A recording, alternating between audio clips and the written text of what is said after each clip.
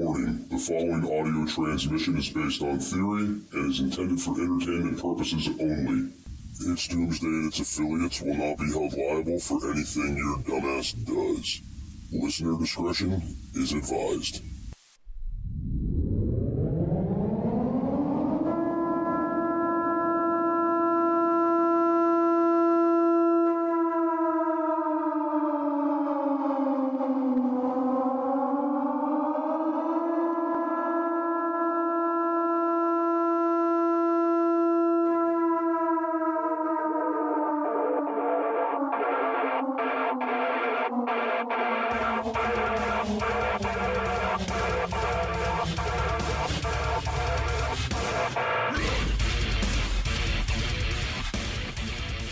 Welcome everybody to It's Doomsday Podcast. Today is July 16th, 2023. Time is 20:04, and joining me as always is Big Daddy Prep. What's going on, man?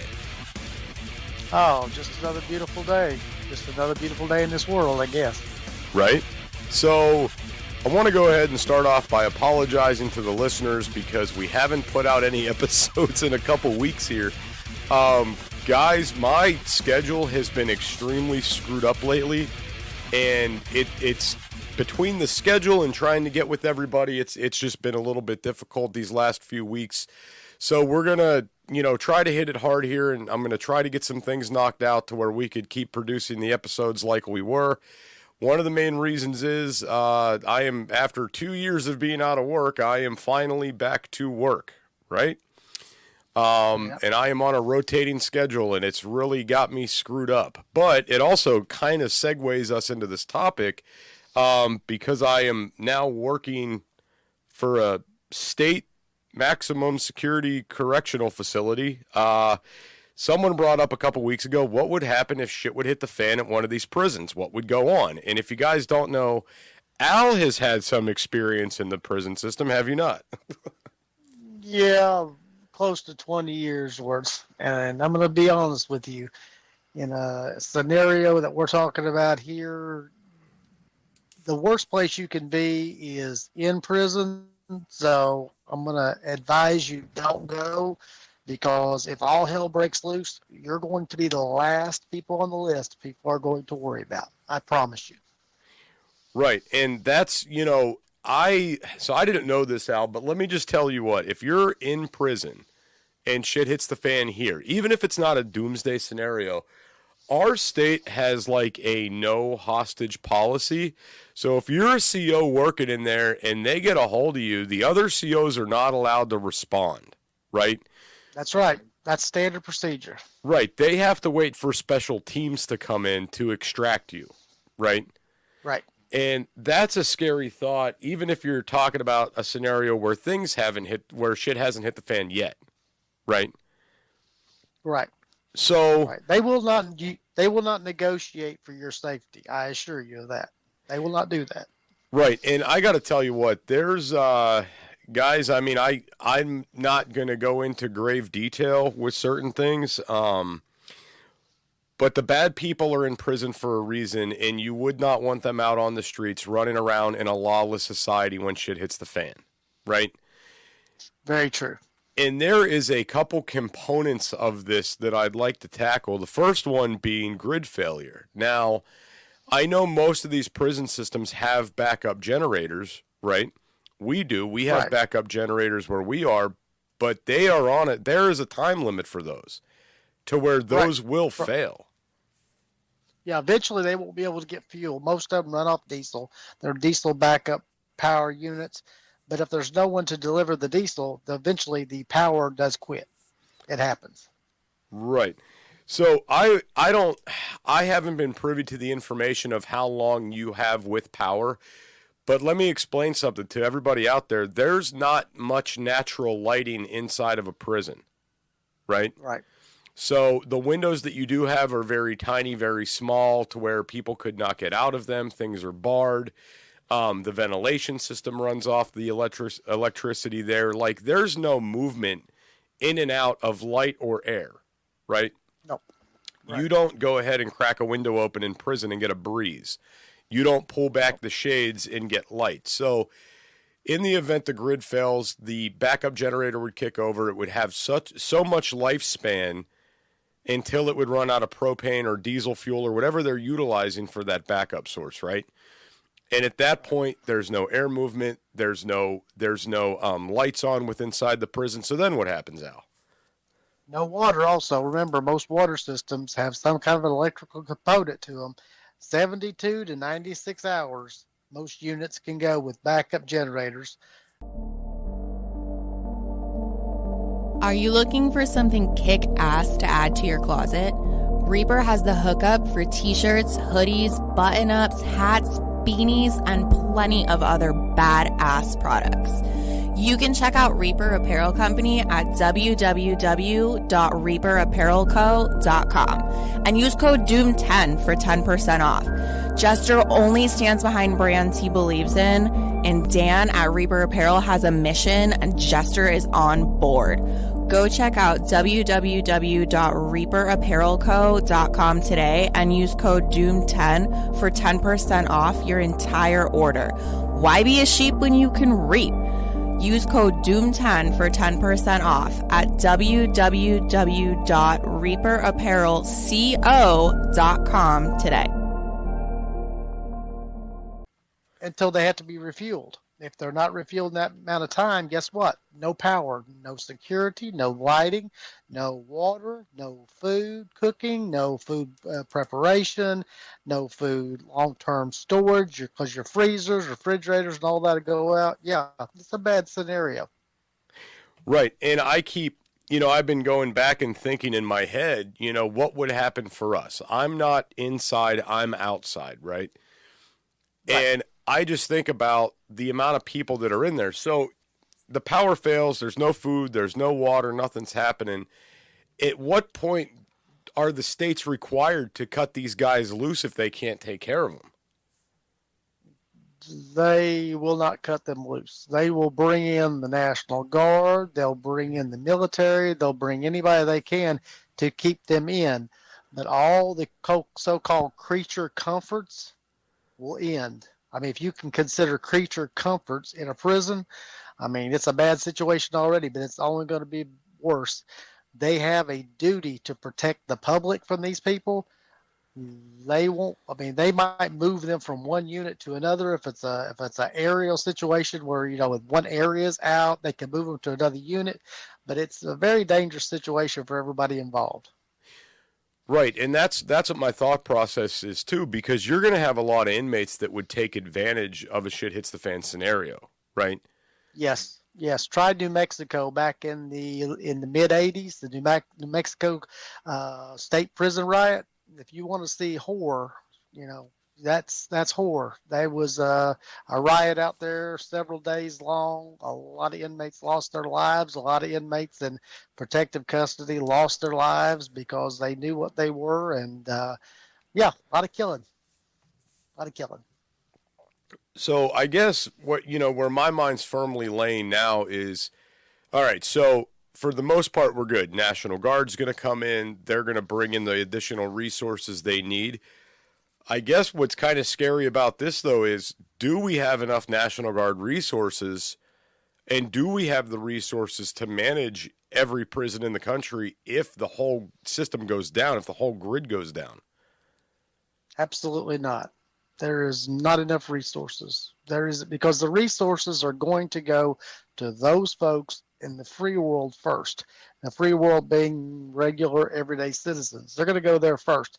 They are going to protect security of those that are in at the best they possibly can and provide the minimum amount of, food, lighting, generators. But it's going to take a step down on the rung of what they can do, and eventually they're going to run out of services. So yeah, it could be a very bad situation. We actually planned for these things in units that I worked at. There are doomsday scenario plans for every state, every unit across the country, whether they're good ones or bad ones. There are doomsday scenarios, but that doesn't mean they're going to be great situations. Right. And again, I guess what my thought process is this is a fragile system that could very well break. And yes, what would it take for that to happen? So basically, for the listeners out there, what would they need to be looking for? What do they need to be worried about, for these becoming an issue? For example, if the National Guard, if they're depleted and then these prisons get compromised, I guess it's a safe bet at that point to say shit is going to progressively get bad from then on, because I'm also thinking about the idea of a lot of these COs, if shit was breaking bad, they're not going to stay at the prisons and stuff. They're going to go home. Yeah, and the ones that are at home already are not coming to work. Some will come, but many, many will not. Do you have enough food in your pantry for when disaster strikes? Go to www.readywise.com and utilize code DOOM10 for 10% off your entire food order. ReadyWise offers long-term food storage items such as chicken and beef that last up to 15 years.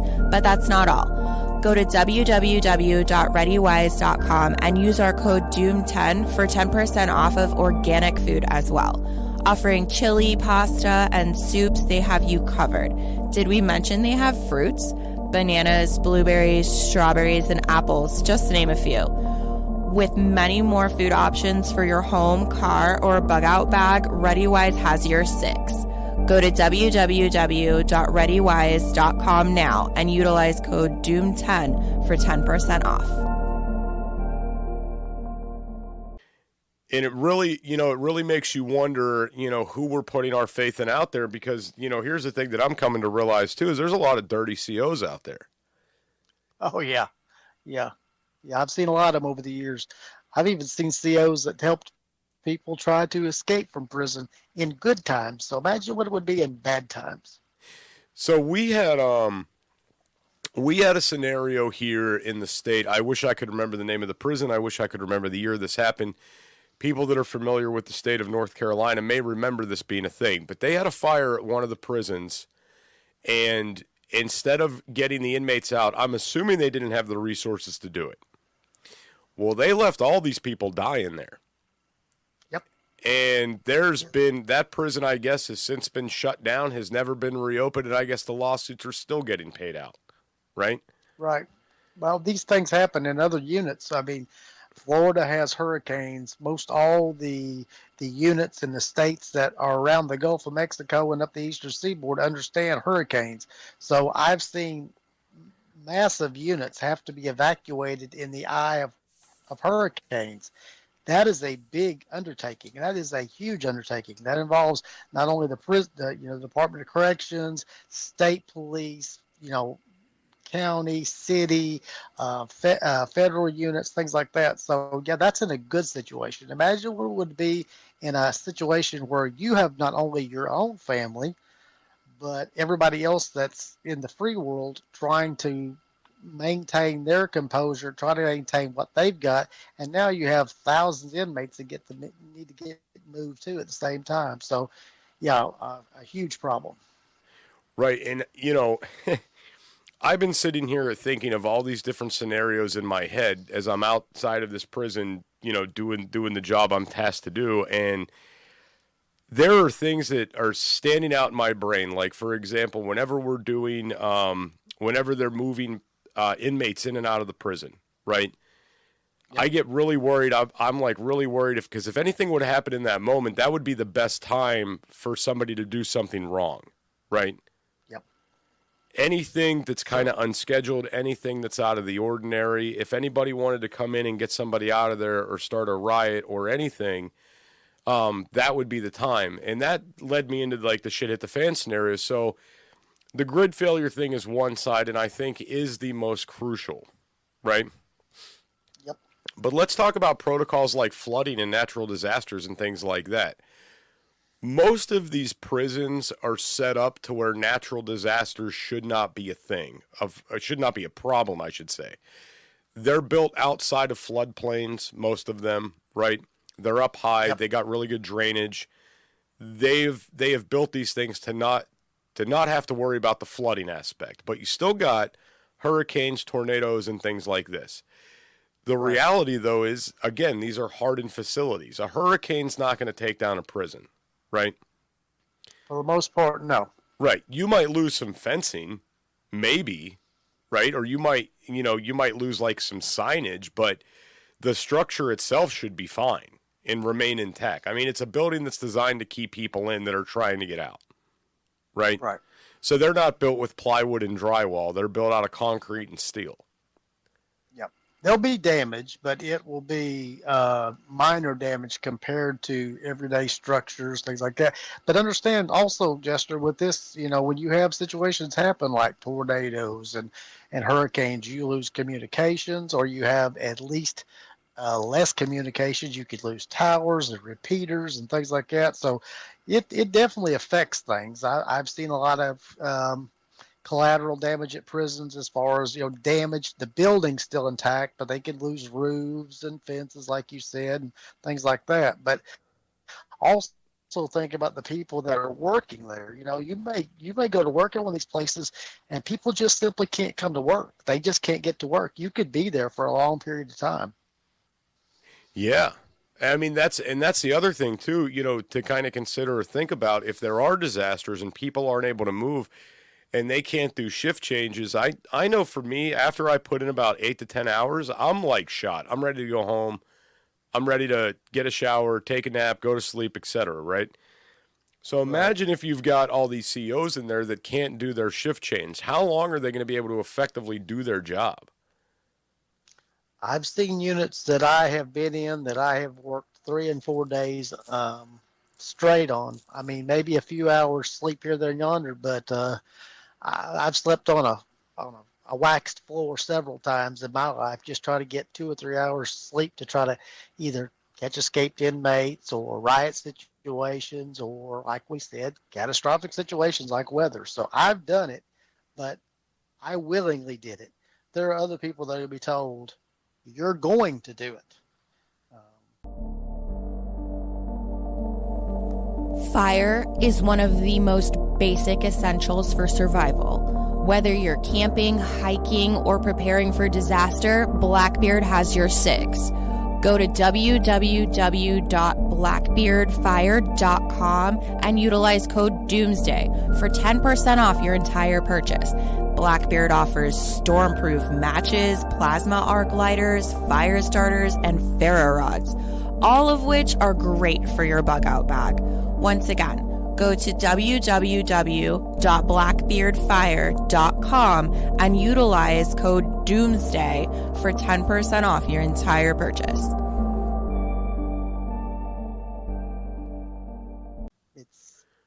So, yeah. It's into your personal space.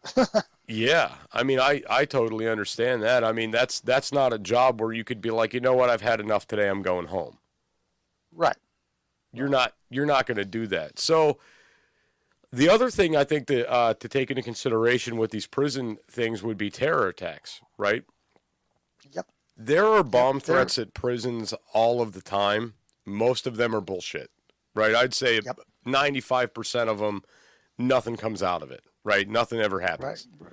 But there are a lot of threats, and there are a lot of escape attempts, and there's a lot of horrible things going on inside those walls. And it got me kind of wondering, especially for the prisons that may have, and I'm thinking like federal prisons in general for this, when they pick people up on these terrorist watch lists, or they catch somebody who was planning to do something bad, they go into these federal prisons. And it wouldn't surprise me if there was attacks on these places specifically, right? And what would those look like? Because, say that you have somebody, I don't know, bomb one of these prisons, crash a plane into one of these prisons, something along these lines. What are these COs going to do? They're going to evacuate. They're going to get the hell out of there. They're not going to want to stick around waiting for the second wave, right? Very, very true. Very true.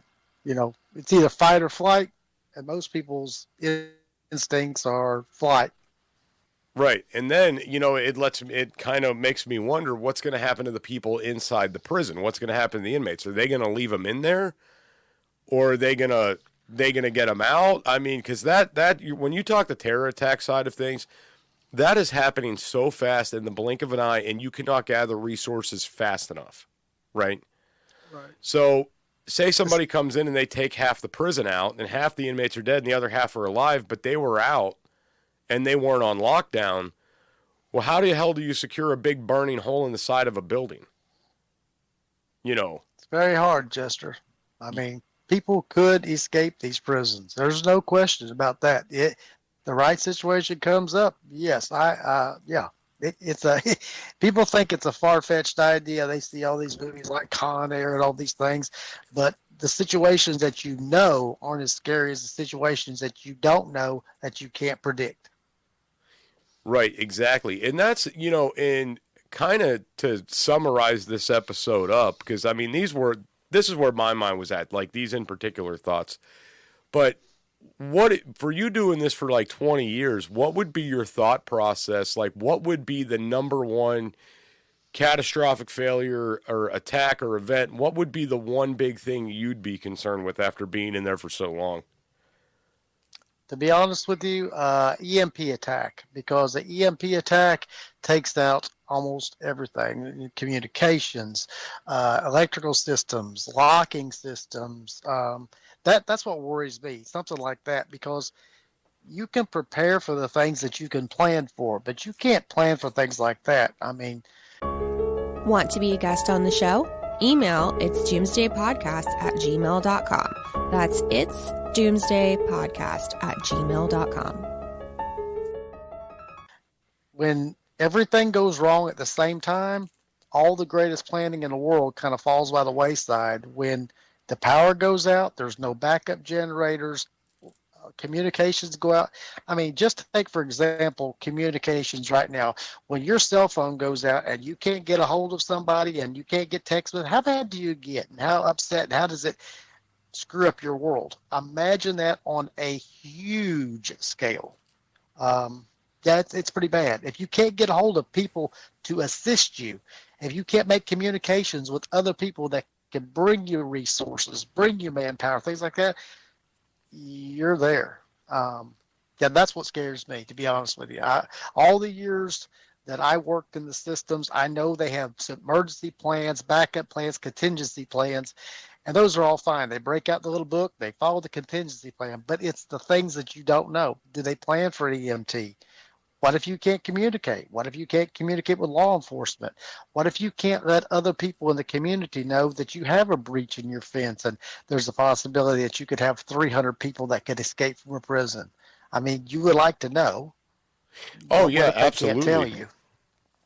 Absolutely. And, you know, this kind of leads me into something else that I haven't thought about until you brought up the EMP thing. Al, what about a cyber attack? Right. Now, I know a lot of these prison systems, like their electronic locking and stuff like that, it's a closed system. They're not online, right? But other things are online. Delivery schedules, employee schedules, phone systems, there's a lot, right? Right. And it really makes me wonder what would happen in the event of a cyber attack on one of these prisons.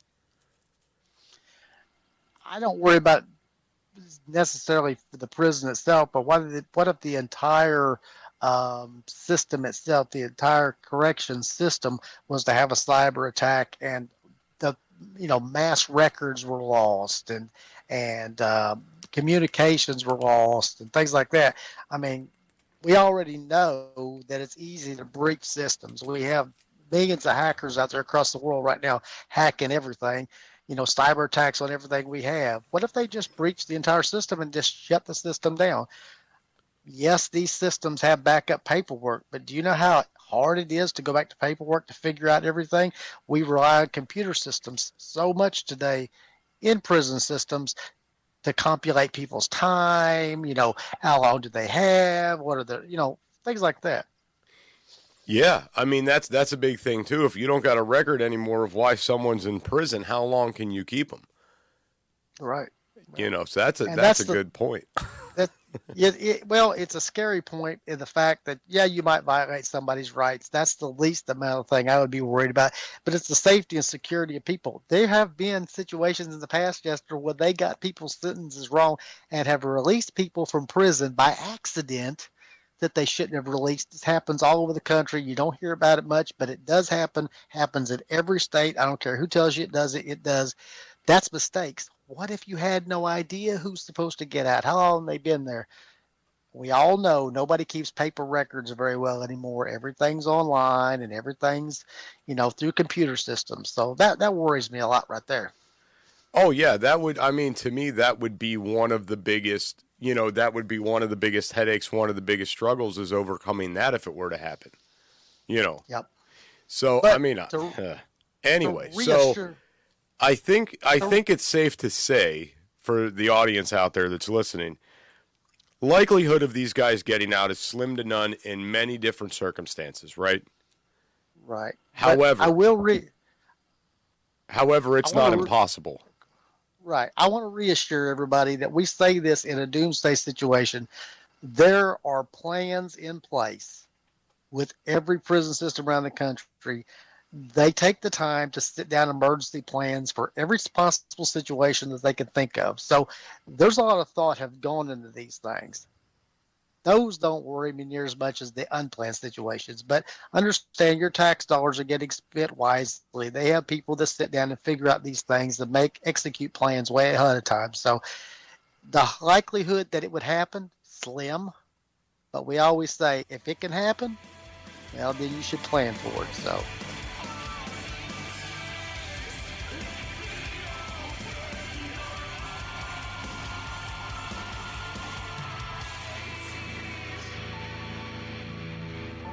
This is an emergency action message.